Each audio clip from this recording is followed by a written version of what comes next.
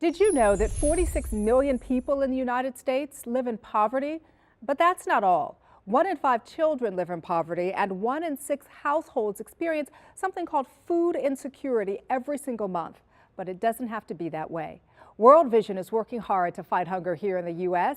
Here to tell us more are Romanita Hairston, Vice President of U.S. Programs, and she's joined by Joanna Leonito. Welcome to the both of you. Thank you. Romanita, I want to start with you. Tell us a little more about World Vision.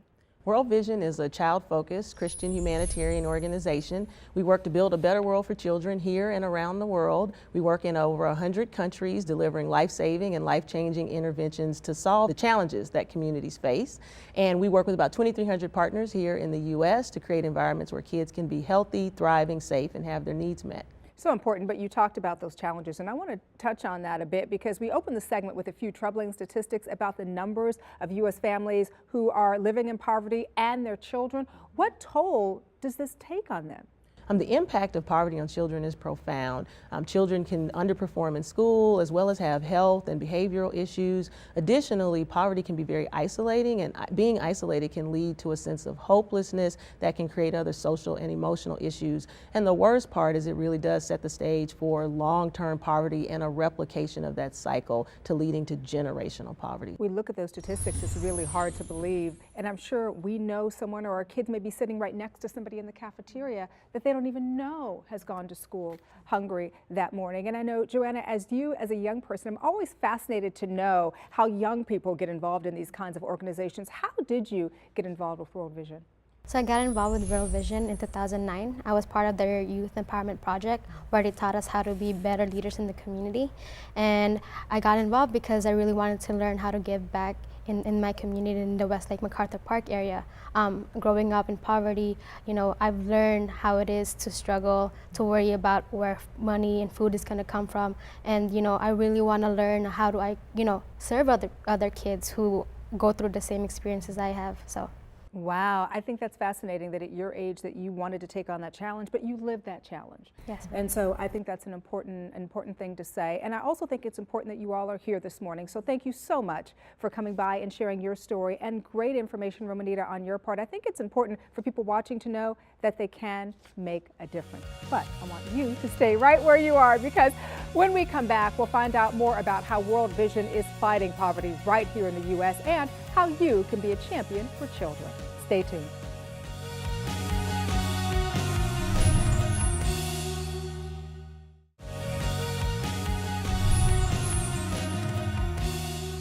Welcome back. We're talking with Romanita Hairston and Joanna Leonito from World Vision.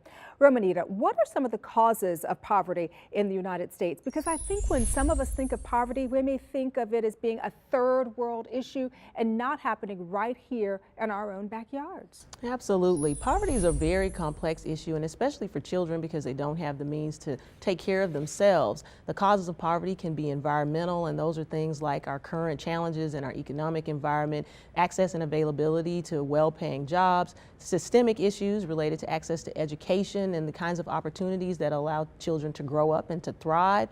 And they can be familial issues. Things happen in families that throw families into poverty and cause children to suffer.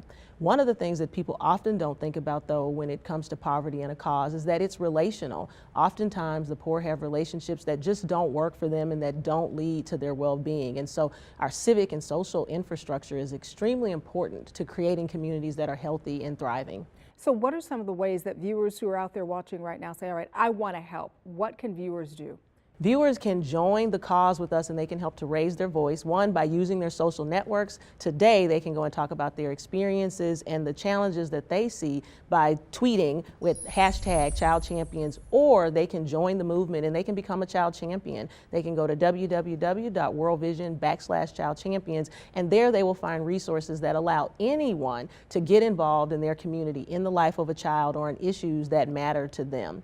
And we're really excited about this program because it allows people to understand the issues, it educates them, and then it mobilizes them for action. And by joining, they give a small monthly contribution, but in return, they support our work and the work of young people like Joanna and those 2,300 partners around the country. And and as a young person, I know you got started when you were 18 in this movement, but it came from a very personal place for you because you were living in poverty.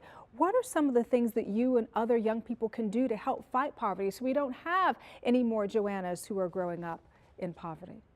So for young people, I think the most important thing is that they need to remember that we can change the community that we live in. And I think, one way to do that is just providing a listening ear to those individuals who are going through something. And once you hear about those type of problems, go ahead and go around in the community and look at the resources that's there so you could, share that knowledge. Or if you can't find one, start a brand new program. For us, Squad, Students Quest to Unite, Advance and Develop, we started a youth-led program where we're mentoring other youth in the community to find change or to be agents of change in the community. And how we do that is through youth and adult partnerships and youth-to-youth mentoring. One of the things you and I were talking about as we were getting ready for this segment is a lot of times young people will only listen to other young people. We could be giving them the same message, but when it's coming from you, they'll listen because they feel that you are of their same group. You come from their same background. So I think it's so important that you're doing this. And I can see how this would have just a positive change in the community. But what else should viewers know, Romanita?